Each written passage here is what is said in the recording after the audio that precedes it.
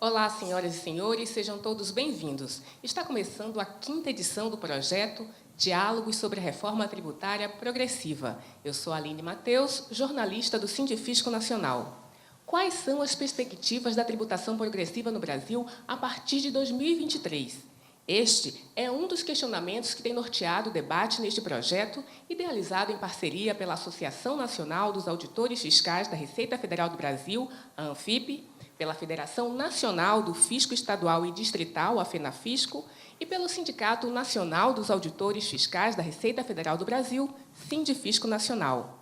Mais especificamente, queremos conhecer a visão dos presidenciáveis e seus assessores econômicos sobre as diretrizes gerais do projeto Reforma Tributária Solidária, formulado pela ANFIP e pela FENAFisco, com o apoio do Sindifisco Nacional. Esta é a única proposta em debate no Congresso Nacional que prioriza a tributação das altas rendas e riquezas. Hoje, temos a honra de dialogar com a Soraya Vieira Tronic, candidata à presidência da República pela União Brasil. Soraya Tronic é advogada e senadora do Mato Grosso do Sul.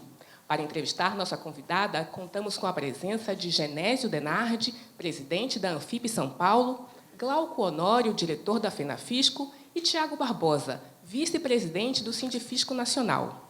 Antes de iniciar o debate com a Soraya Tronic, vou pedir que os representantes das entidades façam as saudações iniciais de 1 minutinho. A começar por você, Glauco.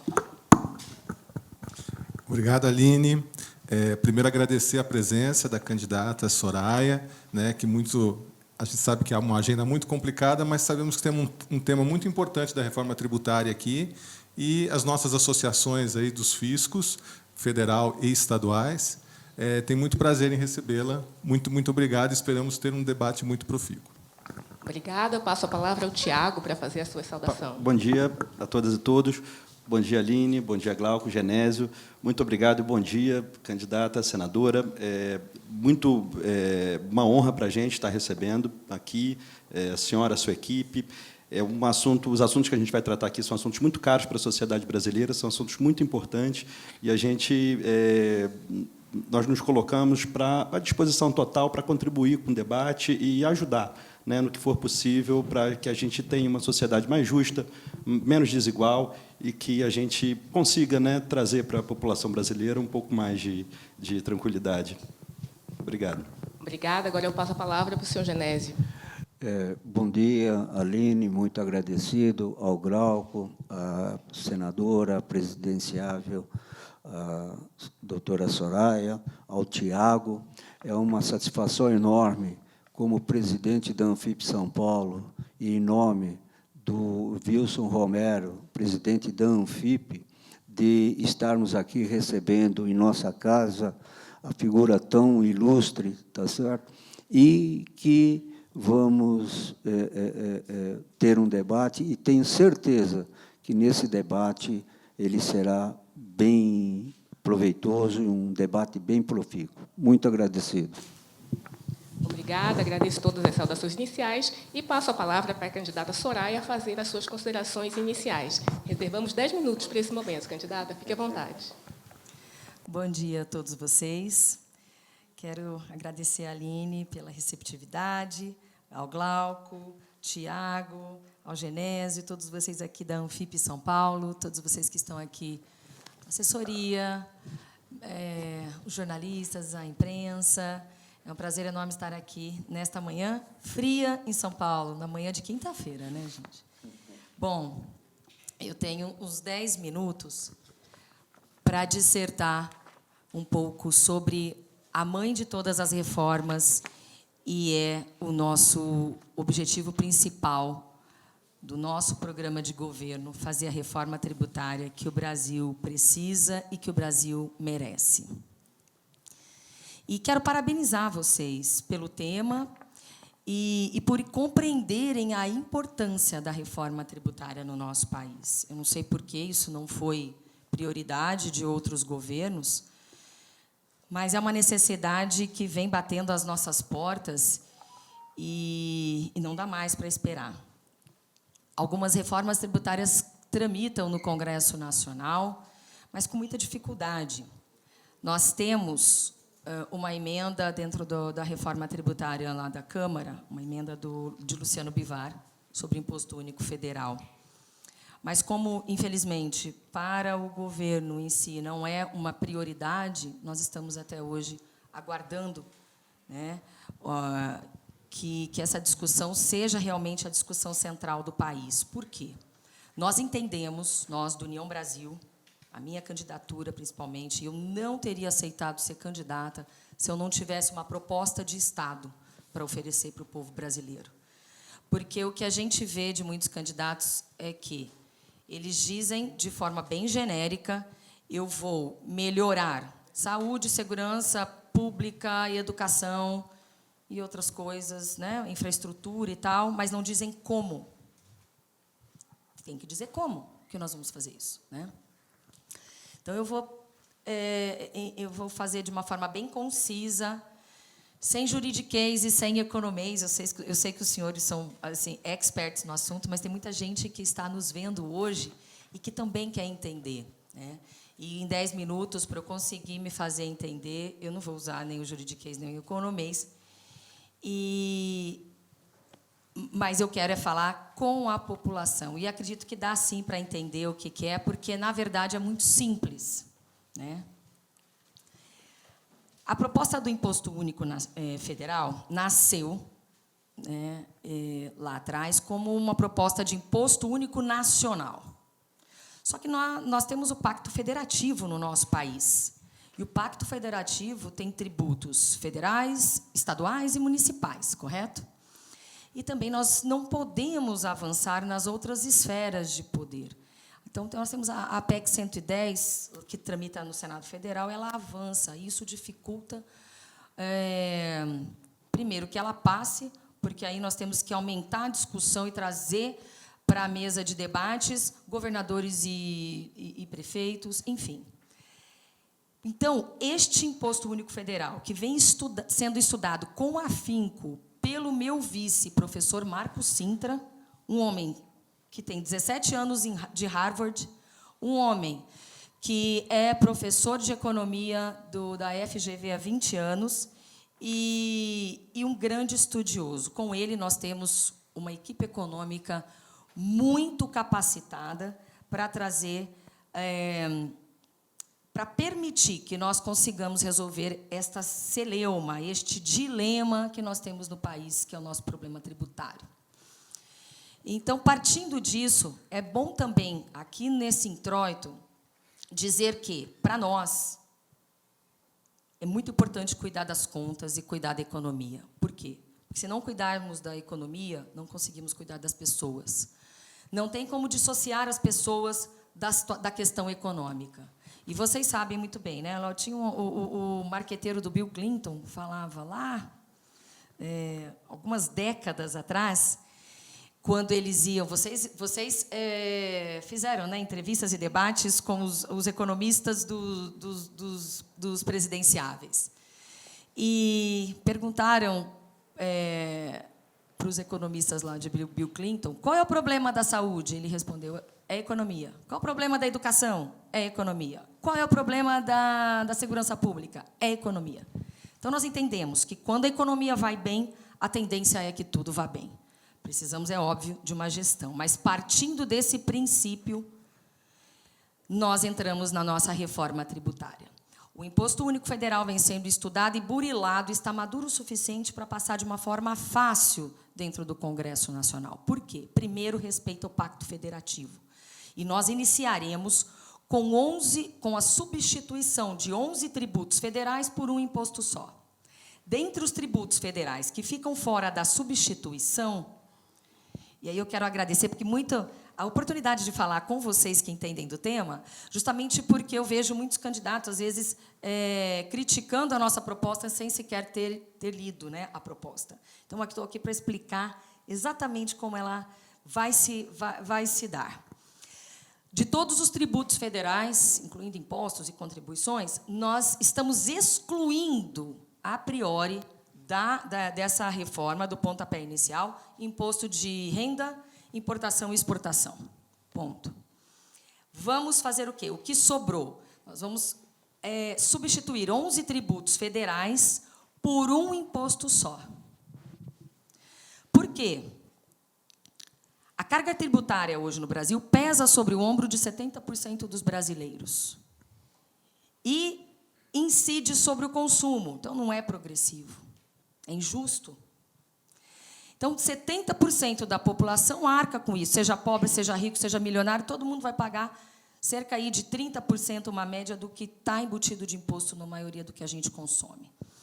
30% da população ou sonega, ou é da informalidade, ou é da criminalidade, aí tem evasão de divisas, aí tem lavagem de dinheiro, tem uma série de questões. E também o nosso sistema tributário estimula a sonegação. Quando eu substituo, sem mudar, tá? Sem mudar a arrecadação, nem para mais, nem para menos, porque nossa proposta não aumenta a tributação. Mantém a arrecadação tal como é, mantém a redistribuição dos recursos para os estados e municípios, por isso não há celeuma em relação a governadores e prefeitos. Então, vou repetir certas coisas para que fique bem claro. Então, nós manteremos tal como é hoje a arrecadação. Apenas substituiremos a forma de arrecadar, para que incida sobre 100% da população. E, quando todos pagam menos. A alíquota é de 1,26. Então, este imposto digital, não declaratório, automático, vai ser cobrado dentro da movimentação financeira, no depósito e no saque. Então, aí nós temos essa progressividade, essa justiça que nós tanto defendemos. Por quê? Quem movimenta mais, paga mais. Quem movimenta menos, paga menos. Aí está a justiça contributiva. E importante destacar aqui que nada, absolutamente nada, tem a ver com a tal da CPMF, a famigerada CPMF, que muitos tentam ainda nos confundir. Tá? Por que não tem nada a ver? Primeiro, a CPMF lá atrás foi um imposto a mais, foi um estelionato para nós brasileiros, tá? E eu, Marco Sintra, toda a nossa equipe, reconhecemos isso e somos absolutamente contra. Mas não gostamos quando comparam a nossa proposta com a CPMF, a volta da CPMF. Isso aí é o candidato que não leu e ousa falar daquilo que não sabe. Portanto, não é a CPMF. Esta famigerada foi um imposto a mais, era para ser provisória, virou permanente, era para financiar a saúde, não financiou, foi um engodo. Mas a única coisa que sobra disso, e a única questão que é similar, é a forma de cobrança, que é um imposto digital. Nós estamos na era digital, nós não estamos na era analógica, por isso eu chamei os economistas de alguns candidatos aí que tentam a reeleição de mofados. Estão lá atrás. Não dá. Então, nós temos no Imposto Único Federal, vamos conseguir arrecadar o mesmo montante, manter os repasses para estados e municípios, redistribuir essa carga tributária, retirar ela da incidência ali do consumo. E, além disso, se eu estou tirando 11 tributos, dentre eles está a contribuição mais injusta que tem, que é sobre o trabalho, a contribuição da Previdência, o INSS. Nós continuaremos arrecadando o INSS, mas dentro do Imposto Único Federal. Então, manteremos a Previdência, tal como é hoje, mas ela não incidirá sobre a folha de pagamento, sobre o holerite dos trabalhadores.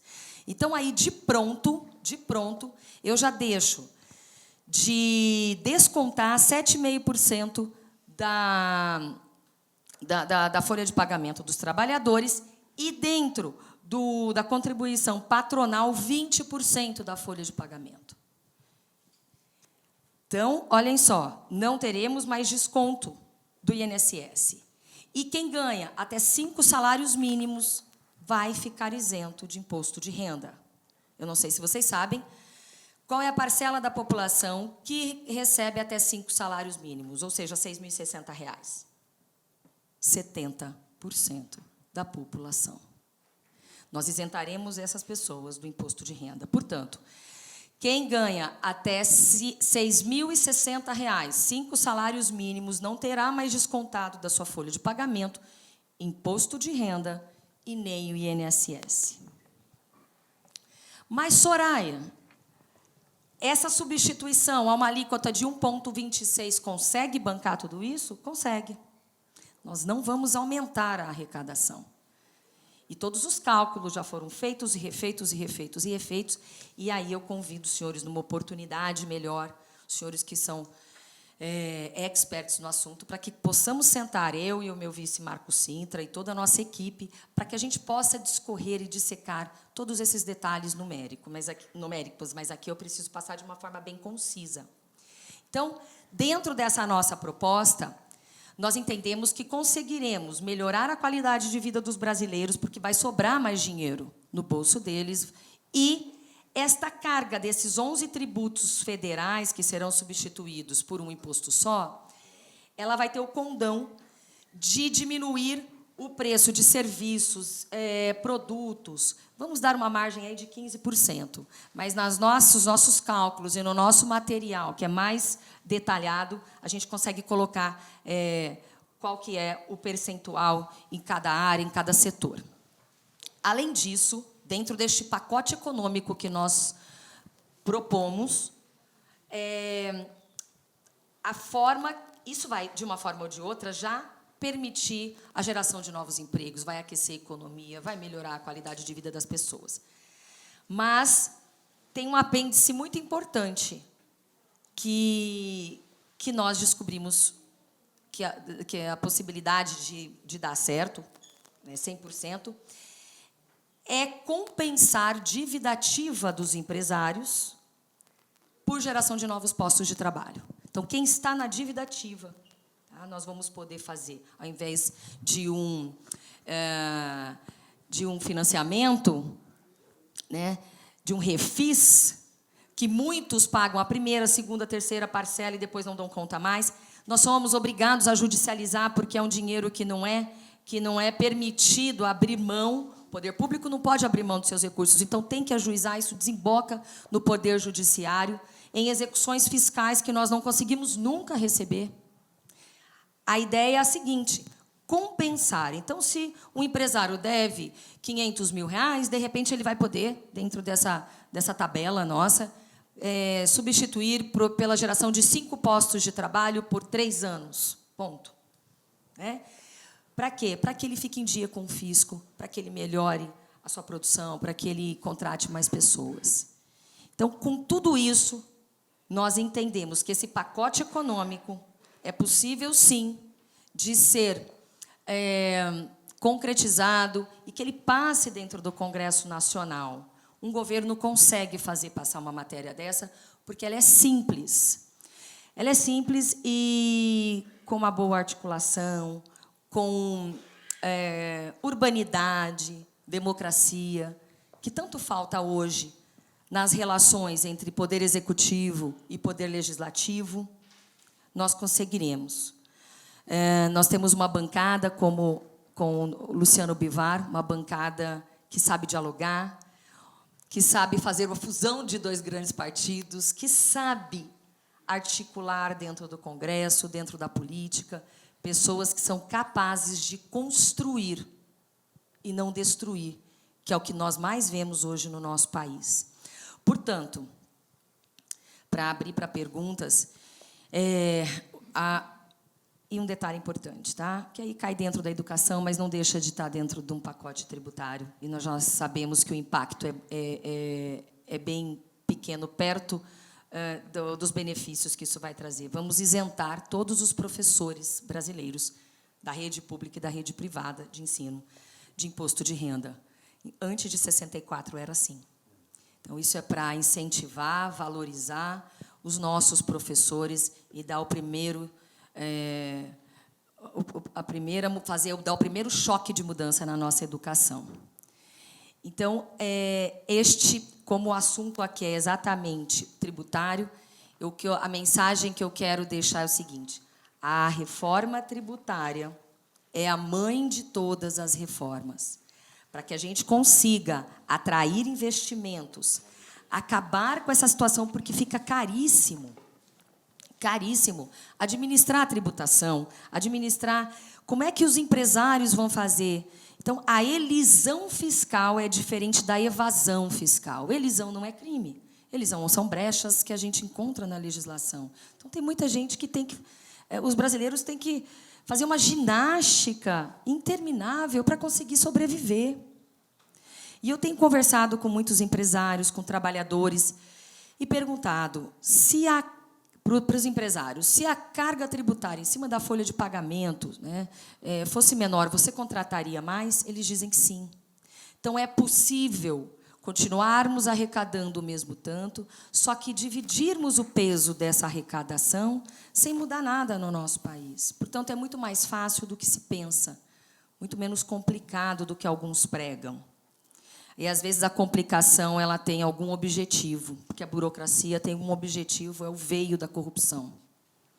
Nós não estamos falando jamais, eu sou liberal na economia, temos que ter regulamentações necessárias, mas jamais uma anarquia nesse país. E abrir a economia do Brasil, trazer um sistema tributário confiável, tranquilo, fácil de administrar, barato, segurança jurídica, vai atrair os investimentos que nós precisamos para crescer, vai abrir de verdade o mercado brasileiro. O que foi prometido lá atrás e não se cumpriu. Apenas editaram medidas provisórias, da qual eu fui relatora no Senado Federal, medida provisória da liberdade econômica, quando não abarcou tudo o que deveria abarcar e não abriu mercado nenhum. Então, muitos crachás bonitos, muitos títulos bonitos para uma efetividade pequena, ou zero, né? E a gente sabe que, dentro dos países de economia mais aberta, o IDH caminha junto. Então, o Índice de Desenvolvimento Humano caminha com o sistema de mercado liberal. Isso você pode, qualquer um, aí dar um Google. Qual é a relação de economia de mercado aberto com o Índice de Desenvolvimento Humano? Caminham concomitantemente. Pode não ser o modelo perfeito, mas é o melhor modelo que temos. Temos que customizar isso no Brasil, temos, porque não adianta ser um liberal com as características da Inglaterra. A liberdade econômica aqui tem que ser adaptada para a realidade brasileira, uma realidade onde temos pessoas passando fome, muita fome, pessoas morando na rua, e quem mora aqui em São Paulo sabe muito bem do que eu estou falando, né? E eu estou conversando com essas pessoas, dialogando com elas. Então, isso é para nós primordial, a abertura de mercado. E, para finalizar, apertar os cintos, austeridade fiscal. Porque nós não temos mais aqui em vigor o princípio da essencialidade no direito tributário, quando se isenta de IPI, de alguns tributos, jet ski, por exemplo, nesse momento. Eu não sei qual é a forma que os tributaristas do governo federal lidam com isso, mas tem algumas coisas que a minha cabeça não consegue compreender. Então, eu não sei, a cabeça não sei, alguma cabeça deve conseguir me explicar e desenhar, porque vai ter que me desenhar para mim se alguém vai dizer que a comida é menos essencial, né, dentro das necessidades do povo brasileiro. Eu acho que todo incentivo é válido quando a gente tem condições para isso, e não é o caso desse momento do Brasil. Portanto, apertar cintos, teto de gastos, que ficou só para custeio, deixou-se de lado investimento, regra de ouro, enfim, todas essas questões como freio para os nossos gastos. Mas nós podemos, sim, continuar cuidando dos brasileiros, trazendo para eles, dentro do Auxílio Brasil, a porta de saída digna, porque precisamos capacitar os brasileiros, daí a minha preocupação com a educação, justamente porque eu estive na Abrinq dias atrás e eles falaram, olha, eu estou com 2.500 postos de trabalho abertos e eu não consigo gente para trabalhar, e nós capacitamos essas pessoas.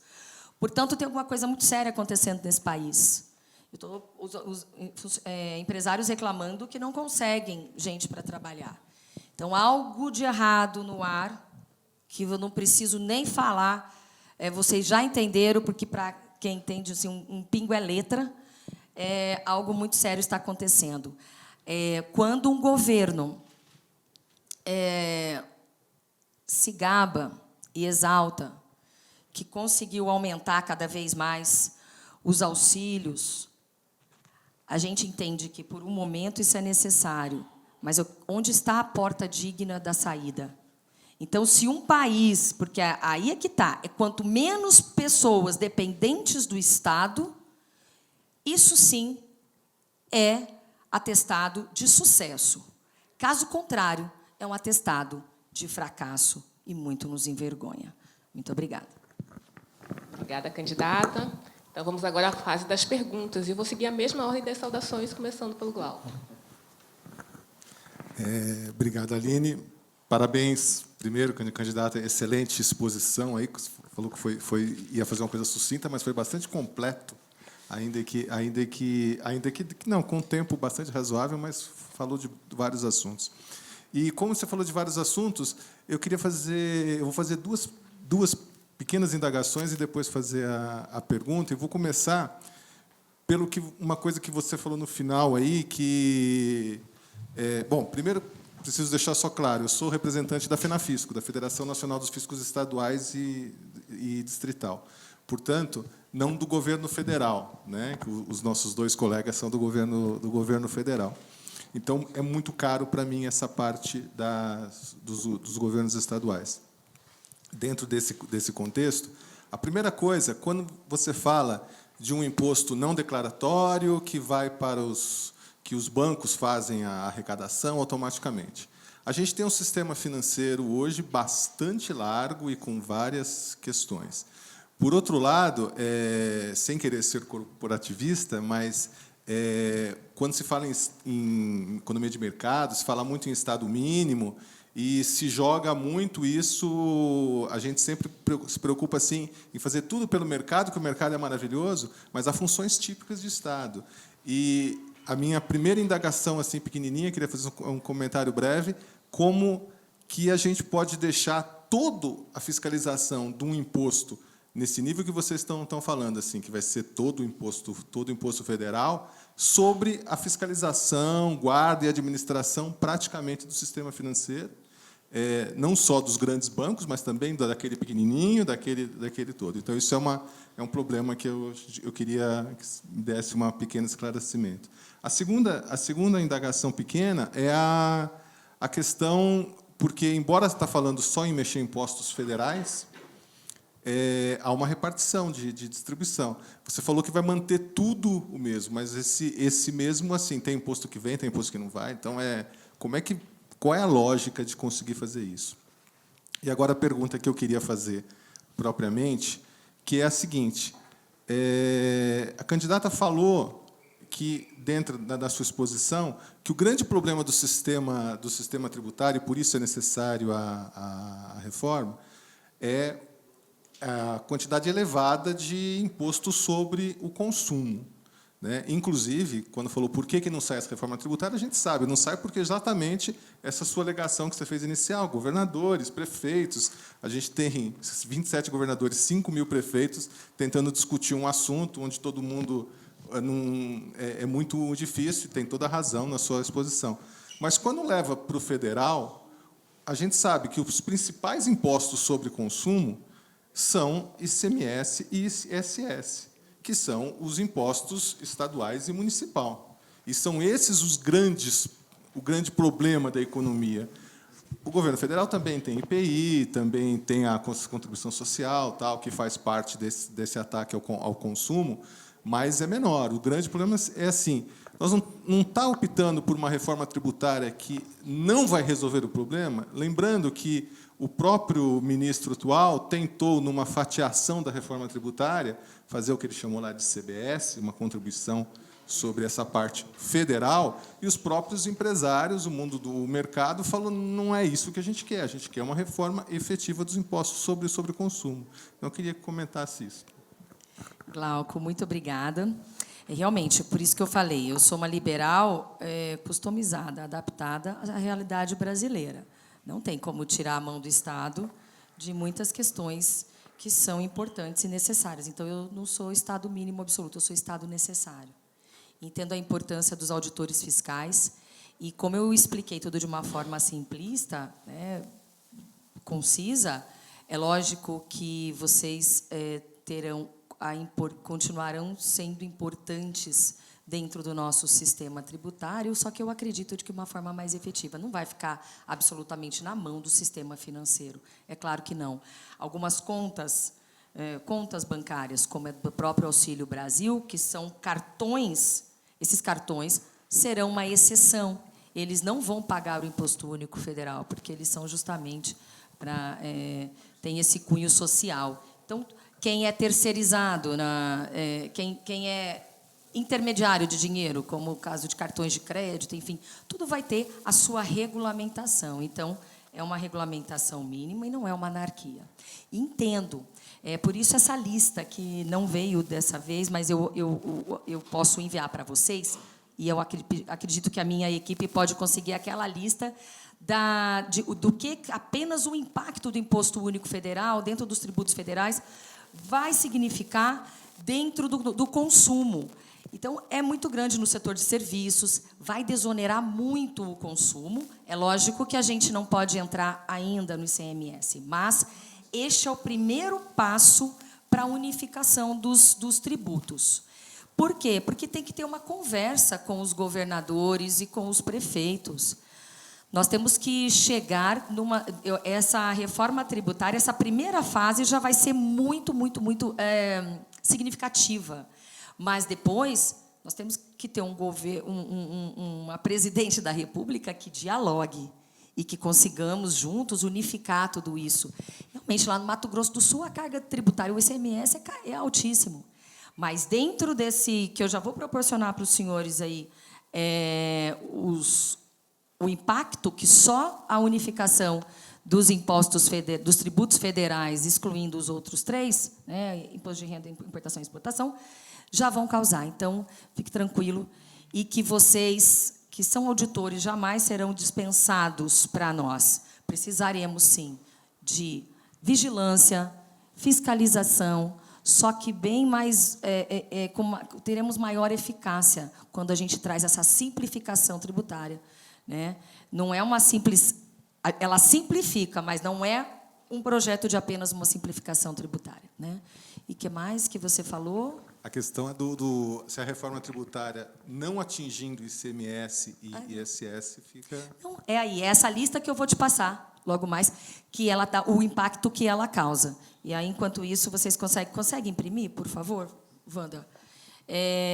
Você já vai poder ver, vocês vão ter em mãos um documento, sim, mesmo sem discutir ICMS agora, nessa primeira fase da reforma, teremos, sim, uma queda de preço significativa em produtos e serviços. Todos os cálculos feitos e prontos para que vocês possam, inclusive, dialogar conosco, refutar, né? Porque, graças a Deus, eu tenho o Marco Sintra do meu lado e uma equipe econômica formidável. Mas é isso, a nossa tranquilidade com essa proposta. E a segunda fase é discutir com os governadores. Mas aí nós já, pelo menos, demos o primeiro passo, o primeiro grande passo. Obrigada, candidata. Eu passo a palavra ao Tiago para fazer a pergunta. Obrigado. Candidata, a gente do Sindifisco, quando a gente fala em tributação progressiva, a gente quer dizer o seguinte, a gente quer dizer que quem ganha mais paga proporcionalmente mais, não só em termos absolutos. Isso é uma coisa importante.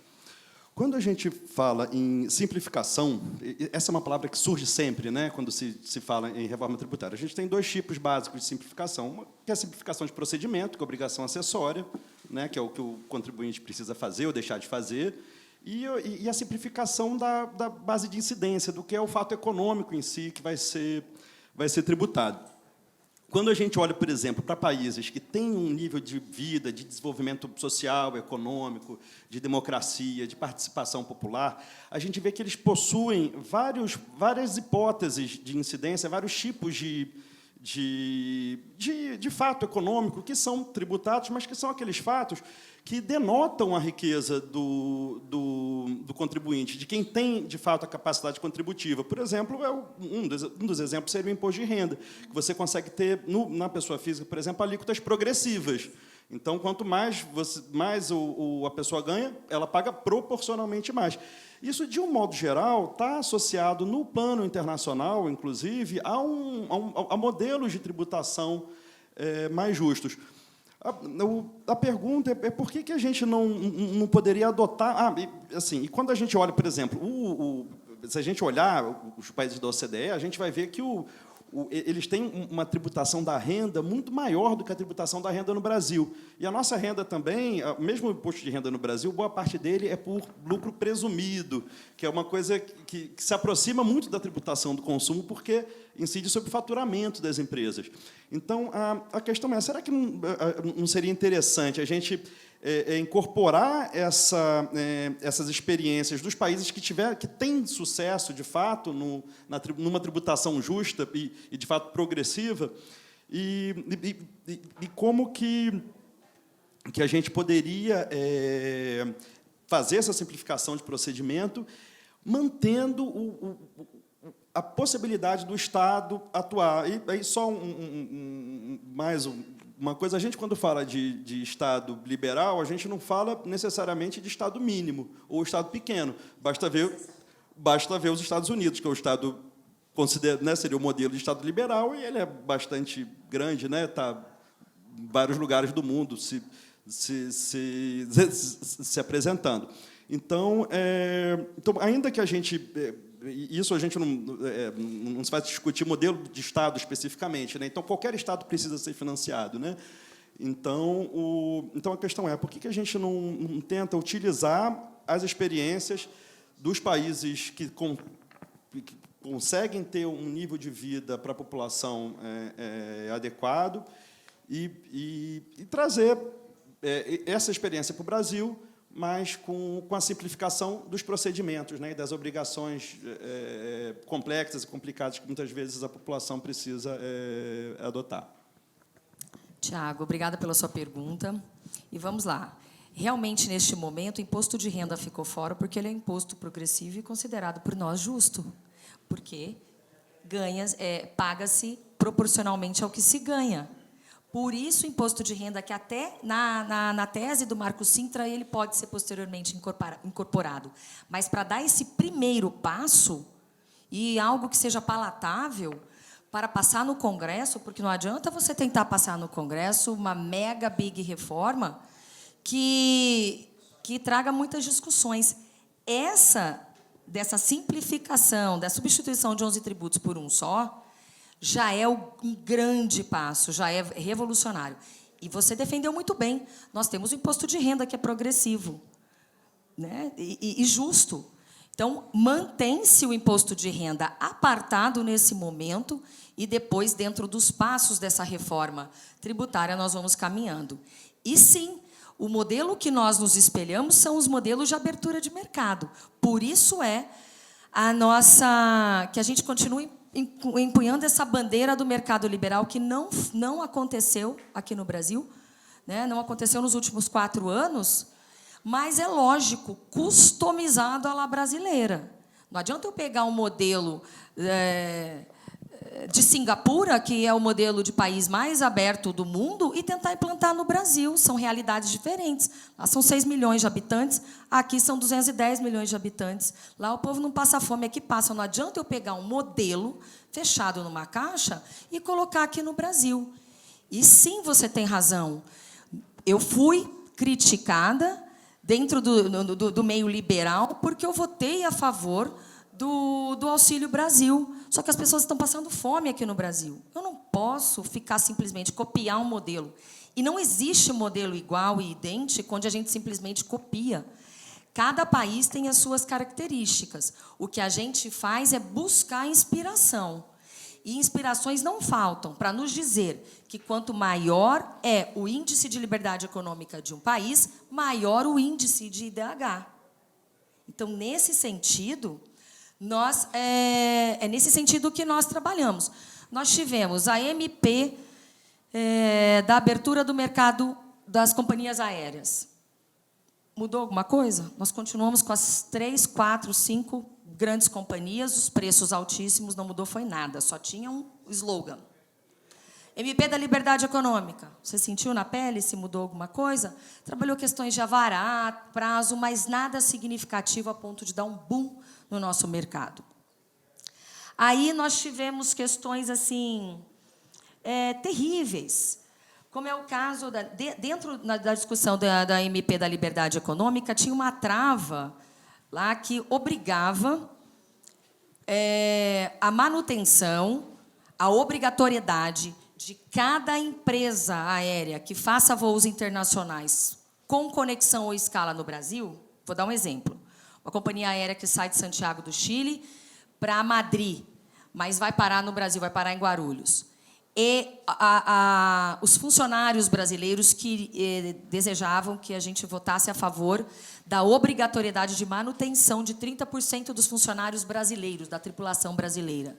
E, lógico, se eu vou pensar em economia liberal, esperando entrar as empresas low cost no Brasil, isso era uma trava que as empresas impuseram para nós. Se isso passar, a gente não vem para o Brasil. E passou. E por quê?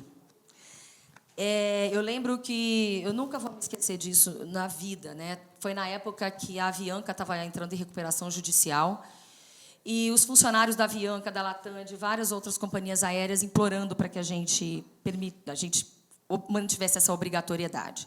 E aí eu perguntei para eles, mas por quê? E eles disseram para mim assim, nós somos a tripulação mais cara do mundo. E eu não sabia daquilo. E muita gente não sabe. Mais cara para quem paga, pouco para quem recebe. Por quê? É complicado investir no Brasil. Insegurança jurídica, essa coisa de cobra bagagem, não cobra bagagem, esse tipo de coisa para companhias low cost, isso é impossível bancar. E aí nós temos o risco de ações judiciais trabalhistas, nós temos um peso sobre a folha de pagamento muito grande. Então, quando a gente vê essa situação, essas travas para a gente trabalhar dentro de um mercado liberal, não dá para comparar com outros países, porque nós somos algo completamente inédito na face da Terra. Não tem segurança maior e tripulação mais cara que em outros países. Aí, o que as pessoas pensam? Não, eu vou investir fora do Brasil. E assim é. Portanto, muito cuidado, né, quando a gente vai aplicar a economia liberal seca, pura e simples, aqui no Brasil não dá. Não dá para copiar modelos que não tenham uma similitude qualquer dentro da realidade brasileira. E, sim, a nossa proposta já simplifica sobremaneira os processos. E aí nós temos assim, algumas inseguranças no mercado. Os tributaristas estão muito bravos comigo. Né? Tem muito tributarista bravo, tem muito, de repente, contadores e tal. Mas não vai mudar a vida das pessoas.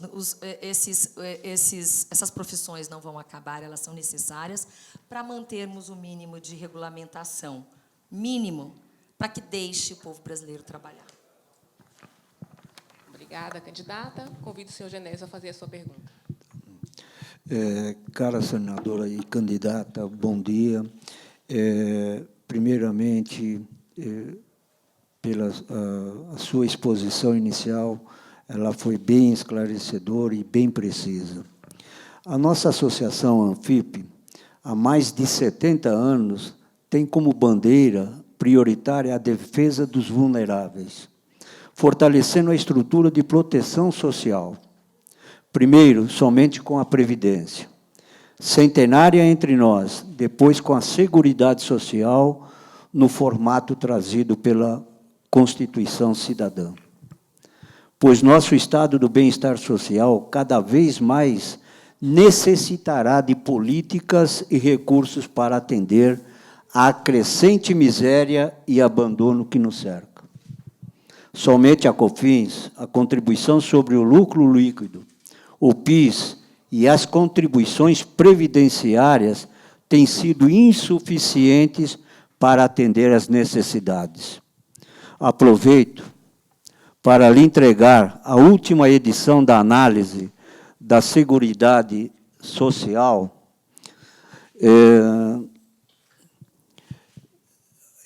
publicação que divulgamos há mais de 20 anos, analisando o orçamento da Seguridade Social e que documenta essa dificuldade. Pergunto, como seu governo pretende financiar as políticas públicas de redistribuição de renda e de atendimento à saúde, previdência e assistência social? E o projeto de governo que defende o imposto único mantém a desoneração indiscriminada da folha, que já fragiliza a previdência social? Seu Genésio, obrigada pela sua pergunta. E, realmente, a nossa preocupação social é a primeira preocupação, né? Não tem como cuidar das pessoas se não cuidarmos das contas. E o professor Marcos Sintra, que em muitas e muitas discussões, né? Eu sou da área jurídica, né? Então, eu tenho, graças a Deus, o professor Marcos Sintra e toda uma equipe econômica ao meu lado. E ele me disse o seguinte: a reforma da Previdência não resolveu todos os problemas. Parece que isso foi votado lá atrás, mas continua trazendo preocupações.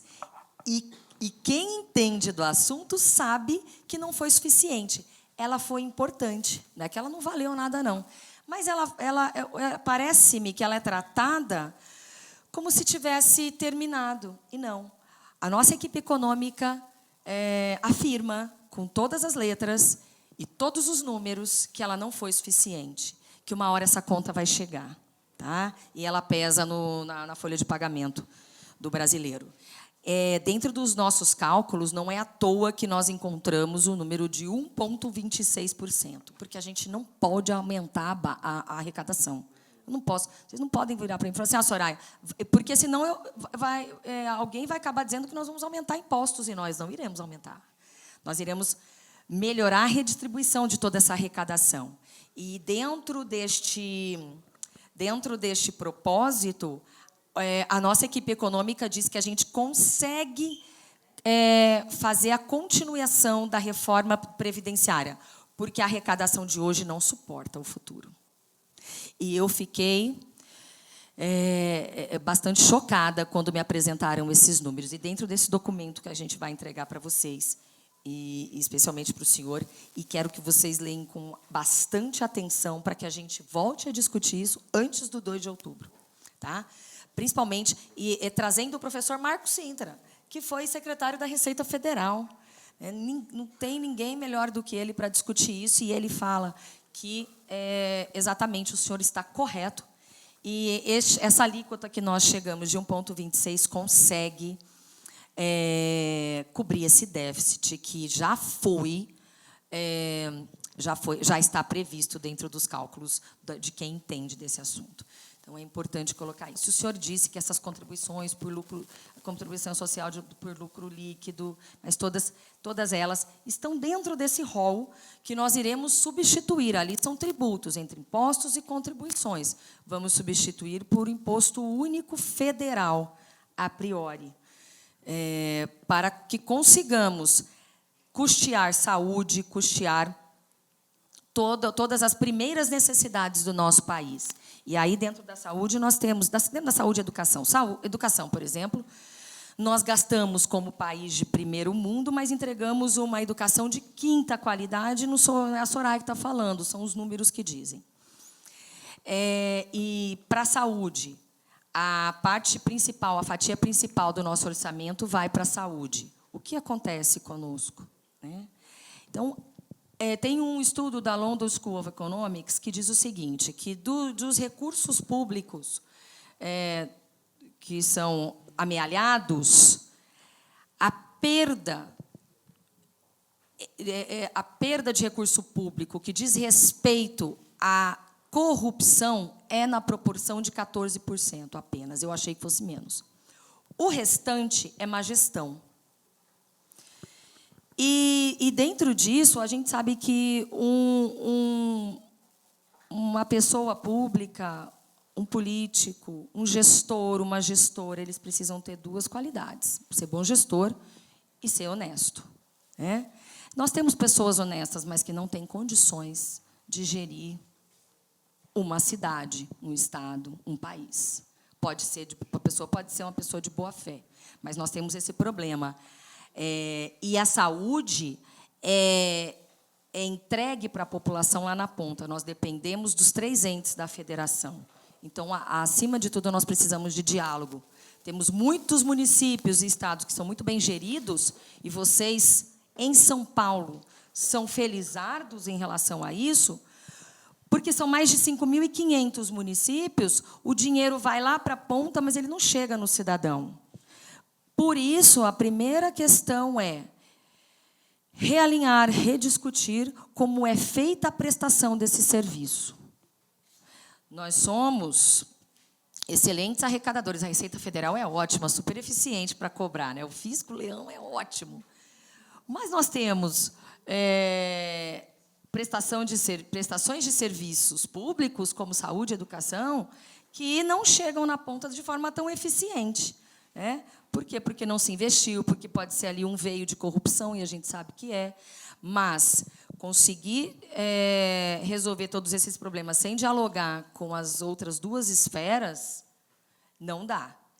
E, acima de tudo, eu tenho um projeto de lei, eu sou presidente da Frente Parlamentar da Gestão dos Gastos Públicos, e eu tenho um projeto de lei, o projeto 155, que é o acompanhamento, a eficiência no tramitar, na execução do serviço público. Porque a gente olha no portal da transparência, sendo que esse portal da transparência aí precisa de uma padronização, né? Porque você entra no link, quer buscar alguma coisa numa prefeitura, está lá, portal da transparência. Aí você não consegue entender nada que está ali.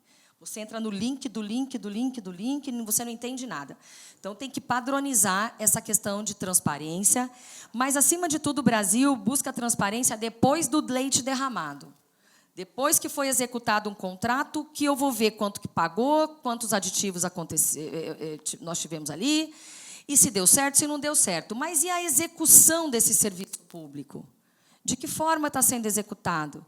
Então, são questões minuciosas, mas para dizer para vocês que o Brasil, eu, como senadora no Brasil, não consigo obter dados fidedignos dos ministérios, por mais que eu oficie os ministérios, e a gente teve que contar com esse pessoal aqui, o consórcio de imprensa, eu nunca deixo de agradecer, porque foram vocês que nortearam as nossas decisões na aprovação de leis, e acredito que até o próprio Poder Executivo, para a tomada de decisões na Covid-19, porque as informações do Ministério da Saúde não eram fidedignas.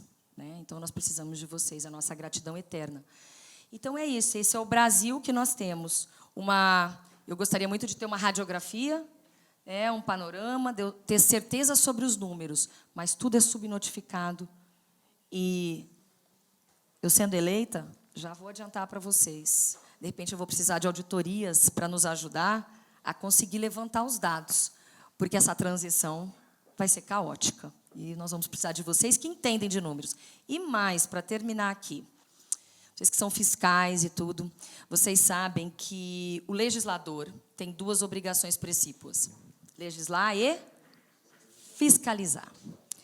Glauco, foi para mim uma decepção muito grande. Não posso falar que foi decepção. Lá no Senado Federal, aqui é tudo igual, que vou passar para cada um de vocês. Para terminar essa parte, eu fui convidada, como os novos senadores foram convidados, a participar de 2 dias de palestras para a gente conhecer o Senado Federal, como é que funciona. E o Senado Federal tem a melhor consultoria do país. Se eu quiser fazer um projeto de lei hoje sobre medicina nuclear, eu tenho subsídio para isso. E aí nós tivemos o primeiro dia de palestras e conhecemos o Senado e falou-se tanto em consultoria e realmente eles são muito bons e tal. E eu fiquei muito feliz, muito animada com tudo que eu estava vendo, porque eu falei, poxa vida, eu tenho uma boa estrutura para eu trabalhar, né? E aí chega no segundo dia e a hora vai passando e está chegando no final do curso.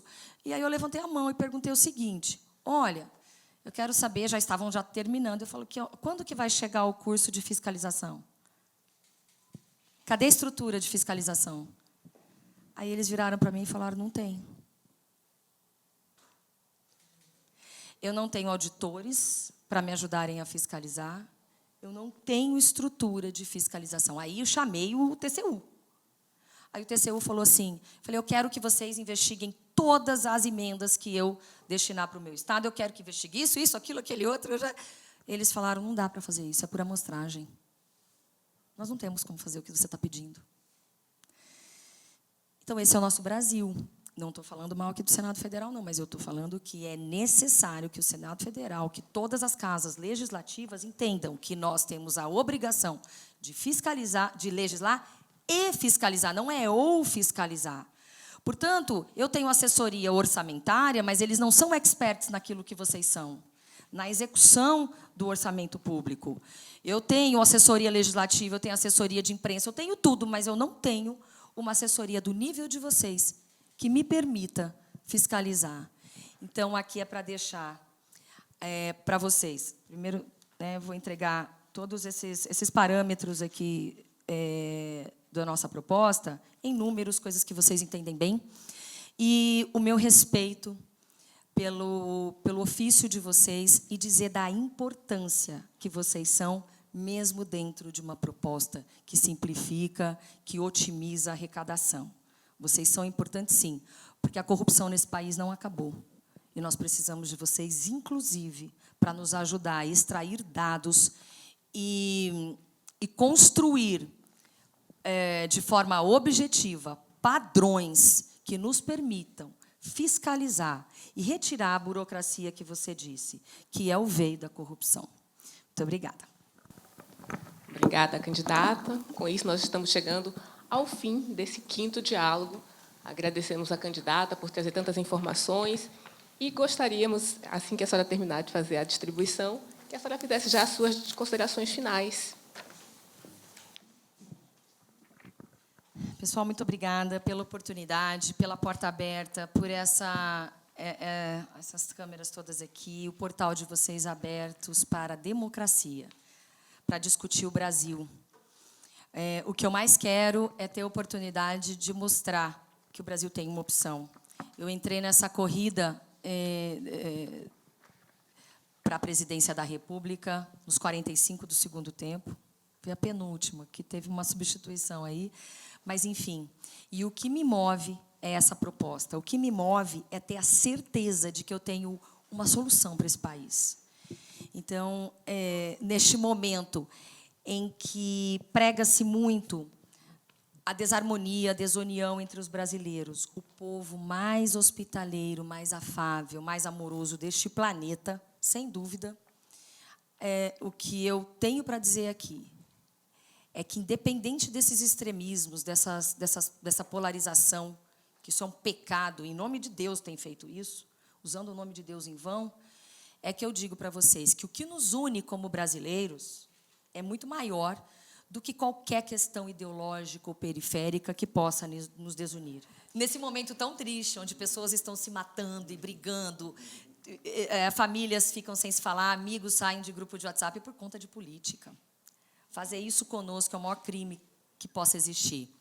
E digo mais, para vocês que são formadores de opinião, não permitam que as pessoas, que os políticos nos distraiam nesse momento, porque essa guerra ideológica é só para nos distrair. Distrair do quê? Dos problemas sérios que o Brasil enfrenta. Então, fica brigando por causa de uma bobeira ou de outra, que não coloca comida na mesa do brasileiro, que não traz uma solução para o nosso país. E, a cada 4 anos, a nossa esperança renasce e depois a gente só se decepciona. Eu chego aqui como candidata a presidente da República, com a minha vida financeira estável. Conquistei na minha profissão tudo o que eu já queria. Minha profissão é advocacia. Eu tenho muito orgulho dela. Não quero fazer disso e jamais farei disso aqui, da minha carreira, da minha fase política, uma profissão. Isso aqui tem que ser um período da nossa vida, por isso que eu conclamo as pessoas de bem a entrarem na política e terem coragem, a coragem que eu tenho, a coragem que eu estou tendo de me expor ao extremo para que uma mensagem seja levada. Eu tenho essa mensagem, desafio qualquer pessoa desse país a vir discutir conosco de forma democrática, de forma educada. Mas deixar aqui que chega, para todos nós, chega de briga e chega de confusão. O nosso país precisa de paz e de união. O Brasil precisa de alguém que cuide das pessoas. E, para cuidar das pessoas, a gente precisa cuidar das contas. E, acima de tudo, é o nome do meu partido. O partido se chama União Brasil e eu venho aqui pregar a união, mas com muita firmeza, com muita coragem de colocar o dedo na ferida e apontar o que está certo, o que está errado e o que eu vi nestes 3 anos e meio de Senado Federal. Muito obrigada. Obrigada, candidata. Agradeço também ao seu Genésio, ao Glauco, ao Tiago, a todo mundo que nos prestigiou neste evento. Já ouvimos os assessores econômicos das principais candidaturas e ainda queremos dialogar com a candidata à presidência da República, Simone Tebet, o candidato Luiz Inácio Lula da Silva e o Jair Bolsonaro, a fim de contribuir para a construção de um país mais justo. O convite está lançado. Até breve.